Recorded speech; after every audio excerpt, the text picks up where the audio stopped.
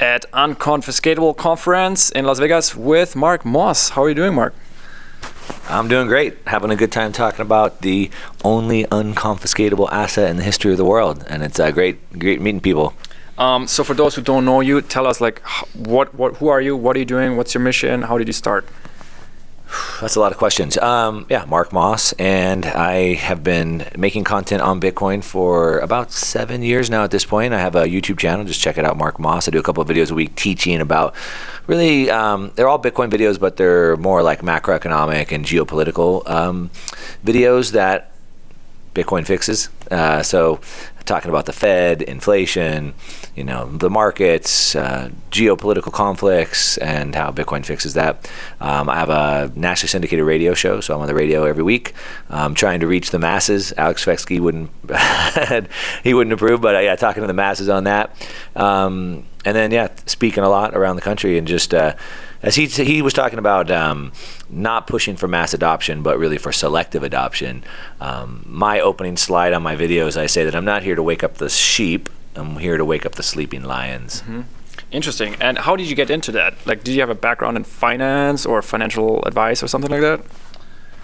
It depends on what you consider a background. So I started investing in real estate when I was 18 years old. Mm-hmm. I started buying real estate, fixing up, flipping it. So you're self-made millionaire? Yeah, I mean, it depends on what you consider a background. So if you consider a background as like, did I go to a Ivy League school and get a degree? No, but I've done more in finance than most people. So from day one, I started investing my own money in the school of hard knocks, if you will. Not theoretical book knowledge. I've actually been doing it. I've made a lot of money. I've lost a lot of money. They say smooth seas never made a skilled sailor. And I've invested through 3 bear markets. I've been, as Mike Tyson said, everyone has a plan to get punched in the face. I've been punched in the face more than once. And so do I have a background in it? Sure, I have a big background in it. Like I said, not formally educated. I think one of the things for me was that I had made a lot of money. I'd done really well. I'd sold a couple businesses. But in 2008, when the great financial crash happened, I got wiped out. And the reason why I say that that's a monumental piece for my life, a pivotal piece, is because I had massive amounts of motivation to go figure this out. And so it wasn't like, I'm just like some kid and I'm just going to get a degree in college. It was like, no, like I just lost all my money. My family's going to get kicked on the street. How? And what happened? And like, how can I make sure this never happen again? And so I spent the last 12 years researching with a sense of urgency because I have massive amounts of pain. Can you want to go into that like a bit? How did you lose that money? Oh, well, I mean, it's not a super long story, but I had multiple businesses in different areas and made a lot of money. I had been doing real estate for over a decade and fixed and flipped over 100 properties. But in the 2008 great financial crash, in California, real estate dropped more than 60% inside of 12 months. Mm-hmm. So to put that into perspective, if you watch my content, I'm a big student of history. And so I studied history, and the worst 12-month drop in all of history was 6%. So trying to practice good risk management, I said, well, what if it dropped double that? 12%. Okay, no problem. What if it was triple that? 18%. Yeah, no problem. What if it was quadruple that? The worst ever in all of history, 24%. Yeah, no big deal. It dropped 60%. So anyway, I had to go figure out what this whole financial casino was about. So I spent the last 12 years studying a phenomenon known as wealth transfers. And there's certain conditions that set these wealth transfers up. Times of massive turmoil, like war. New technologies present those types of opportunities. And I got caught in one where my wealth got transferred to somebody else. And so I've been studying them ever since so I could be on the receiving end of wealth transfers now. Yeah, the money is not gone. It's just in someone else's pocket, right? That's exactly right. Interesting story. So now you have a huge following. Is that sort of like how do you see media production in Bitcoin? Like, do you see yourself as an educator or just, personality or, leader, let's say? So when you're doing marketing and you're trying to put a message out there, there's what's known, if we want to get into the kind of business side, there's like what's called the attractive character. So you have to kind of figure out like what is your role in that kind of is the question you're asking. And there's a bunch of roles that you could be. So for example, you could be the reporter. Like, I'll just go get the news and I'll bring it back to you. You could be the expert. Like, I'm an expert. I've been doing this forever. Let me tell you my expert opinion. You could be the crusader. Like, this is my goal and everybody come with me. So, I think my role has changed. Ultimately, when I first got into Bitcoin in 2015, I just was like, this is finally a tool that we can win. all hope was basically lost. Like, I mean, the bankers control the world, but with Bitcoin, we finally have a tool to win. And so I was like, I have to tell everybody I can about this. And so my goal has been just to try to wake up the sleeping sheep, as I said. And so I guess it was maybe more of like the reluctant hero, which is like, I didn't really want to be doing this, but here we go, kind of a thing. But I also try to take the educator role. So as I say in the intro to my videos, I'm here to change the way you think about money, because almost everything you've learned is wrong. And so kind of this educator approach is what I do. I'm definitely not trying to be like a personality or whatever. Just as an educator, trying to wake up the sleeping sheep and trying to change people's perspective. Yeah, but it's not. I mean, I think it is sort of financial fun. Like you could maybe call it like a financial advice, or I mean, it's not legally, but like the focus is helping people succeed with money, basically, right? Sure. Change the way you think about money. Interesting. And so what I was thinking is like the first. So your initial audience, was that more business people? Because I think a lot of people shared that story, that they were in real estate, financial crisis hit, and they lost everything. Is that something that you found that like that really mattered to people at that time? No, I wouldn't say so. As a matter of fact, I mean, when I first started doing content, it was just about Bitcoin and crypto. I went down the crypto rabbit hole for quite a while, so I did a lot of content on cryptocurrencies, which were this massive wealth transfer, and I did really well with cryptocurrencies, and it did transfer a lot of wealth to me, so that was pretty good. Obviously throughout the years of doing content, I've brought a lot of my own personal stories in and stuff, so I tell my story personally. But in the beginning, it was mostly just Bitcoin and cryptocurrency. Yeah. So inflation is picking up. You can tell. I mean, price not going down; they're going higher in the shops. People are wondering, I might need a plan B. What are the like 3 simple, easy steps anyone can do right now to prepare better, be better prepared in case you're not prepared at all for what could go wrong right now from here economically? Well, there's a lot of things that are going to go wrong. Things are going to get worse before they get better. My prediction is that probably at least through 2025, things probably continue to get worse. So buckle up. I was talking with NVK at dinner last night, and he said the goal is to be like a cockroach and just don't die. There's massive hope on the other side, so I'm not like a doom and gloom guy. I do believe there's massive hope and prosperity on the other side of this. The problem is getting from here to there. Mm-hmm. So what should you do? Well, it's very uncertain what's going to happen. So there's a lot of uncertainty. How will all this shake out? And so the way that we beat uncertainty is with optionality. So the more options I have, the better I am equipped to deal with the uncertainty. So money sits at the base of that, right? So the more money I have, the more options I have. So it depends on where you're at, what you should be doing. So if you have a little bit of money, you want to be protecting that. So some ways that you can get optionality if you have some money would be, well, first let's start if you don't have any money. So if you don't have any money, sell your chair.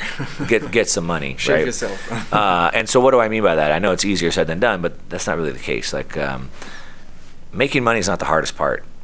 And a lot of people may not understand this, but keeping your money is way harder than making it. So if you're not making that much money, you don't have that much money, first step is to make more money. How do you do that? It's not that hard. One, you learn to provide more value. You want to make more money? You provide more value. So what does that mean? Well, if you're at a current job and you're pushing buttons at a cash register and you want to make more money, well, you're only providing enough value that you can in that cash register, and they could just put an iPad there, right? If I want to provide more value, I may have to increase my skills. What I would typically tell people is try to move as close to the money supply as possible. In Bitcoin, we talk about the money system, the Cantillon effect, and those closest to the money supply have the advantage. But we also want to do that. So what do I mean by closest to the money supply? Do something that is next to sales and marketing. If I said, hey, if I bring you $1 million in sales for your business in the next 6 months, would you give me 100 grand? Yeah, sure. All day, right? You would never deny that. Well, how could I do that? Well, through sales and marketing. And so anyone can learn those skills. Those are what I consider high value skills. So that could be copywriting, it could be video editing, it could be paid advertising, it could be funnel building. There's all types of opportunities. There's that kind of stuff. So one, I would learn a high value skill so you can provide more value and you can make more money. That's step one. Also on top of that, having skills that you can provide high value and make money allow you to now have options on where you work and live. right? So right now you might be stuck at a job in a city, and a city is probably not going to be the safest place to live. So you might want to move out of the city, but you don't have any money. You don't have any savings. You're stuck. So learn high value skill, and then you can do that from anywhere. And now I can move to Florida, or I could move to Mexico. So these are some options if you're at the beginning. Now, if you're a little bit further ahead, you have some money. Well, now you have to think about protecting the money that you have. As we found out in Canada and Europe, obviously, through Russia, your money is not your money as long as it's in the bank. So how do you protect it? Well, Bitcoin, obviously we're at a Bitcoin conference, so that's one way. It's unconfiscatable that way. Also diversify into some other types of assets depending on how much money you have. So the more money you have, the more complex it needs to get. Would you give like a ball range, like how much, at what point you should move on from Bitcoin, perhaps? I guess you suggest, like, for someone that's starting. It's not necessarily about moving on to Bitcoin, but so for example, I want options. I don't know exactly how this is going to shake out. So I live in California, and where I live, it's great. There's no mandates. Everything's perfect. Life's great. It's beautiful. It's expensive. The taxes are super high, but it's worth it because it's beautiful. But I'm afraid that California could get crazy because throughout the pandemic, it was one of the worst places to live. So I have a ranch in Texas, and I have cows and chickens on my ranch. And if I needed a place to live where I could live off the land, I would go to Texas. My community is super strong there. I'm building a house in Mexico. If the U.S. gets too crazy, I might just go to Mexico. Mexico's remained one of the freest places. So it depends on how much money you have, but like I'm buying options for myself. Well, now maybe you don't have that money. That's okay. I've spent a lot of time in other parts of Mexico. There's a place, I'm not going to name it, but it's in mainland Mexico. And then over the years, I go there a bunch. I've met a lot of people in the community. I don't own anything there, but I know enough of the community. I know where the stores are. I know where the farmers are. If I needed to, I could go there and plug right in. I've been doing a lot. Yeah. I've been doing a lot of work in El Zonte down in Bitcoin Beach in El Salvador. I know a lot of the people down there, and if I needed to, I could go down there and I have people I could plug in with. I don't own anything there, so if you don't have a lot of money, I didn't buy anything there, but I've just gone and done the work, proof of work, right? And so if you don't have a lot of money, you still want options. The options are, one, learn high value skills. Two, those high value skills that you could do from anywhere. And then three, find some other places that you may want to go. Even if you can't buy anything, at least go figure that out. Mm-hmm. Awesome. Sums it up, I think, quite well. So what are your favorite Bitcoin books? Maybe you could share that. My favorite Bitcoin books, well, I think for sure, right off the top is the Bitcoin Standard. Probably. When did you read it? Maybe you could share your So, how did you get into Bitcoin from a fundamental thesis? Like, did you study Austrian schools at some point? Well, what happened is when I got wiped out in the market in 2008, I had to go. I was like, I'm good at business and making money, but what's this whole financial thing? How did the bankers crash the world, right? And so I had to look. Then I had to dive into that. So books on the central bank, on the Federal Reserve, what money is, how money's created, et cetera. So as far as that, obviously. Creature from Jekyll Island is like number one, right? The Mystery of Central Banking by Rothbard is super good if you want to kind of figure that out. But I figured that out, and then I became a gold bug. So then I was, listening to Peter Schiff and Mike Maloney. Mike Maloney does some great stuff on the history of money and whatnot. And I became a gold bug, and I realized that we need to go back to a gold system because it was the fiat money system that was the problem. So I became a gold bug. There's a guy, he still writes a newsletter called Sovereign Man, and it was very influential in my life. And he started talking about, you wouldn't put all your money into one stock. Why do you have all your life in one country? So we live in a digital world, so why does it matter if my money's in this bank account in the US or a bank account in Singapore, Panama, or Hong Kong? Doesn't matter, right? So I was actually in the process in 2015 of setting up a bank account in Panama because I wanted to get additional passports. That's another thing we didn't talk about, but another way to increase optionality is additional passports. Or residencies, yeah. Residency. So if I put money in a bank in Panama, I could get on a residency and work on a passport. And that was 2015. And then I took another look at Bitcoin and I said, this is the same thing. It's a way for me to get my money out of the banking system. So then anyway, then I figured out that I wasn't a gold bug, I was a sound money advocate. And Bitcoin is also sound money. It's a better form of sound money, in my opinion. So anyway, those are some of the gold books. But then back to the Bitcoin thing, I think Safety wrote that book in 2018. What I really love about that book, and why I think it's probably the book everybody should read, is because it gives you the full history of what money is, of the monetary system. So you have to lay that groundwork because most people don't understand Bitcoin because they don't understand that. And so it gives you all that, and then it goes into Bitcoin. So I'd say that's probably the most important book. Mm-hmm. I'm very interested also in your marketing, business, media business, basically. So, initially Bitcoin markets itself, right? So it's just this weird phenomenon, basically, and they're motivated, Bitcoin investors, basically, and they think it's good. People should also consider it. So it markets itself. But then people like you come, And you have like your complete own vision of how you believe Bitcoin as a tool can be helpful, and like you have your own media company basically, right? So maybe you could share a little bit like how do you see that evolving? Like how is Bitcoin slowly but surely growing up, maturing from, you know, just this like nerd community, and like maybe not right now, like what's really prominent is like the Bitcoin Maxi community on Twitter, which is like the plebs and stuff and all that stuff. So what's your take on this? Like, is it already happening that like, yeah, it just becomes a mass phenomenon now? So I have the perspective of age. So I invested through the dot-com boom. So in the late 90s, when the internet was just coming into a thing. So I'm at a unique age where I lived without the internet. So I'm old enough to have lived without the internet, but I'm still kind of young enough to have got the internet. So just when I had just got out of high school and I was just starting, you know, my investing career, the internet started coming along, and you know, it took off wild. And I remember the time my roommate quit his job and we were day trading internet stocks. And we would talk about these crazy things called internet stocks, and nobody knew what we were talking about. Really? Kind of like trading cryptocurrency, right? And then we had the dot-com boom, and then in 2000 the market crashed. In 2001, I went and started an e-commerce business, and I went to these brands and I said, "Hey, I built this website. I want to sell your products on my website." And they laughed at me. And they said, "No one would ever buy anything online. That's ridiculous." So I lived through that. So I have that perspective. And so the one thing I'd say back to your question is we were trading these crazy things called internet stocks, and nobody knew what we were talking about when we were talking about internet stocks. But today, they're not called internet stocks. What are they called? Stocks, right? There's no such thing as internet stocks anymore. It's just Facebook and Apple and Netflix and Google. There's just stocks. So back to the question. So like Bitcoin, it's evolving, and we kind of have this like crypto Twitter, there's like Bitcoin Twitter, but I believe at some point we don't have that anymore. Just like we don't have internet stocks anymore. They're just stocks, right? And Bitcoin is just money. And so I think it evolves to that point. Right now, it's so new that it's so very niche, and we talk about it in that niche sense.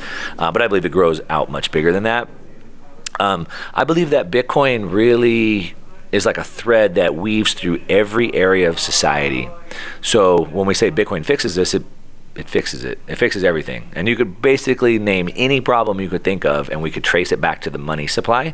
And because Bitcoin fixes the money supply, which is the source of all the problems, that's what it fixes. So as far as creating content, you figure out what is your angle.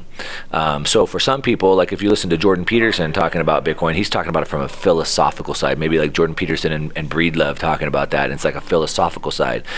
But then you might listen to like BTC Sessions, and he's talking about how to use hardware wallets and how to use nodes. He's talking about from a technical side, right? You have Safety, and he's talking about from an Austrian side. So everybody's talking about Bitcoin, but from their own lens. And so you just have to figure out what that is for you. So for me, it's more of the macro, historical, macro, geopolitical. That's kind of, it intersects me with like finance and tech, or finance and politics merge. But that's just where it works for me. And so that's where I talk about it, and that's where it makes sense. But you know, for everybody else, it's different. Awesome. So maybe last question, share a bit maybe. So you know, you mentioned you have like the Mexico project, and I think the optionality. I guess like I think someone was on stage also saying you know, Bitcoin is like this whole thing, whatever. It's going to change the world for sure, but also for yourself, right? So you want to stack sats. You might regret if you don't in the future. But really, it's all, I think really. You know, Michael Saylor, I think, put it well. He said, like, you know, Bitcoin is that thing where you can find, like, especially young generation, can have a realistic tool again for their dreams and aspirations to come true, right? And so, what's your retirement plan, maybe? Like, how do you see the next 20, 30 years evolving? What are you most excited about? How do you see the world change with Bitcoin now? Maybe, like, you know, how would cities be looking like? That's you know, a lot of questions there. Maybe just, like, what's your business plan, basically, 20-year plan? So, you know, I've, like I said, I mean, not sounding weird, but I mean, I was pretty good at making money. I made a lot of money, and then I lost it all, and that sucked. But I knew how to make it, so I was able to make it back. I'm, you know, I don't need to work for money at this point anymore. And the reason why I say that is because you asked what my retirement plan is. I can't imagine retiring. I always ask myself. I always ask myself the question: if I won the lottery tonight and I woke up tomorrow morning with fill in the blank, $1 billion in my bank account, what would I be doing? And I always try to approach it from that angle, and I would be doing the exact same thing I'm doing, right? Even if I had $1 billion in my bank account, which I don't. But so right now it's mostly education and. Well, so what I believe, and so I've done a lot of work on this. If you check out my channel, Mark Moss, or go check out any of the number of interviews I've done, I have a thesis that I've been working on. I'm writing a book on it right now. Actually, we just dropped a book with Alex Fetsky. It's called Uncommunist Manifesto. You can check it out, uncommunist.com. But I have Uncommunist.com. Uncommunist.com. We took the Communist Manifesto when we rewrote it, and it's called the Uncommunist Manifesto. The first one was public schooling, I think, right? Is it? It's a very high up point in the Communist Manifesto, right? Yeah. So what we did is it's only it's a booklet. It's 4 chapters. It's like 8,000 words. You can read it in like 45 minutes. Yeah. So we kept the same format of the book, same 4 chapters, and we just rewrote them. And Marx said that there's a struggle between classes, the rich and the poor, the bourgeoisie and the proletariat. We said that that's completely wrong. Hitler said the struggle was between races. That's completely wrong. The struggle is between the individual and the collectivists, trying to pull them into groups. Mm-hmm. And so we reframe that. But anyway, I'm working on a bigger book, and I've been talking about a lot of podcasts. And there's 3 revolutionary cycles that are converging right now. We have the 250-year political revolution cycle, 80-year financial revolution cycle, and a 50-year technological revolution cycle. They're all converging right now, which tells you why the world's so crazy. And more importantly, it tells you what's on the other side of it. So I believe that probably, like I said earlier, probably by 2025, 2024, 2026, we see the kind of this climax. I'm calling it the blow off top of centralization. And on the backside is when things start getting better. I think by the end of the decade, we probably see the end of these giant nation states, and we start seeing a lot more decentralization. Back to the question, like, well, then what am I doing? Why am I doing it? I believe that we're in a war right now, so a lot of people are afraid right now that we're going to war. Like, will the U.S. get into World War III with Russia? Will Russia-Ukraine cause World War III? Will we get into war with China? We are in World War III right now.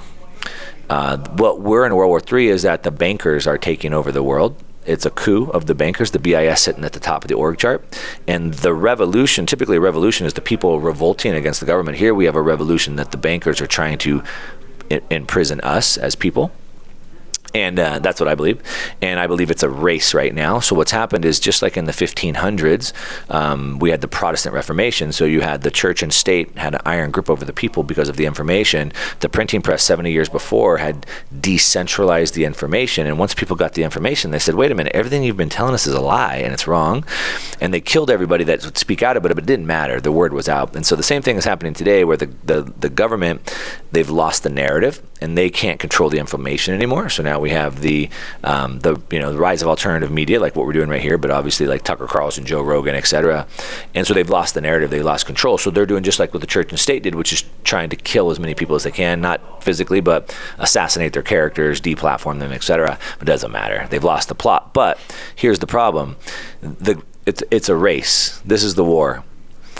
The race is, can they get their Chinese social credit score system installed before enough people wake up and revolt against them?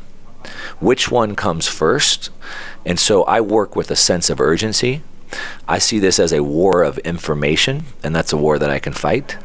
I'm trying to pump out as much information as I can. I put out about 10 hours of content a week because I believe that we're in a war. I believe with a sense of urgency. I think war will be decided within the next 2 years. And the outcome, as I did a podcast with Peter McCormack, you can check it out. It's called The Battle for the Fate of Humanity. And I believe it's the battle for the fate of humanity. It's the world that my kids are going to have. And we either win and we're free, or we lose and we're in slavery for the rest of humanity.